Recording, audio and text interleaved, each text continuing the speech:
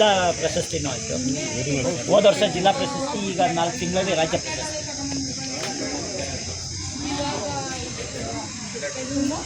ನಾನು ಈ ರೋಡ್ ಸೈಡಲ್ಲಿ ಬರ್ತದಲ್ಲ ಗುಲ್ಸುಂಡೆ ಗಿಡ, ಅದಕ್ಕೆ ಕಸಿ ಕಟ್ಟಿ ಬದನೆಕಾಯಿ ಒಂದು ಗಿಡದಲ್ಲಿ ಒಂದು 3 kg 4 kg ಸಿಗ್ತದೆ ಒಂದು ಸರಿ ಕಿತ್ತರೆ.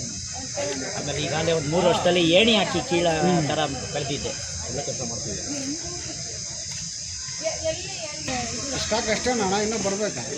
ಇಲ್ಲ, ನೋಡ್ಕೋತೀವಿ, ಏನು ಬೇಕು ಅಂತ ತರಿಸ್ಕೋತೀವಿ. ಇಲ್ಲಿ ಮಾಗಡಿ ಸೆಂಟ್ರಲ್ ಇದ್ದೀವಿ.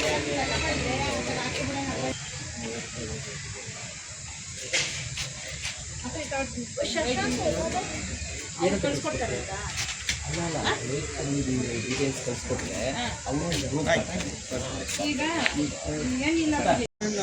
ತಾಲೂಕು ಒಕ್ಕೂರು ಗ್ರಾಮ, 15 ಎಕರೆ 20 ಮಾವು ಮೇಳಕ್ಕೆ ನಿಮ್ಗೆ ಖುಷಿ ಇದೆಯಾ?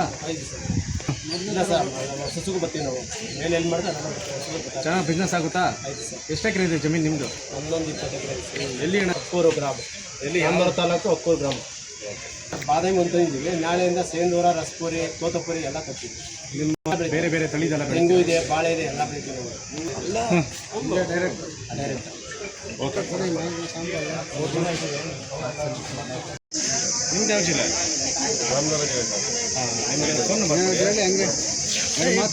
ಬೇಡ ಬೇಡ, ವೆಬ್ಸೈಟ್ ಹಾಕೋಣ ಫೋಟೋ.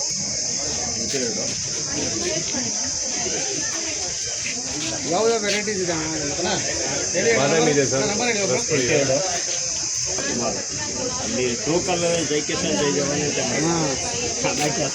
ರಾಮನಗರ ಅಲ್ವಾ? ಹೌದು.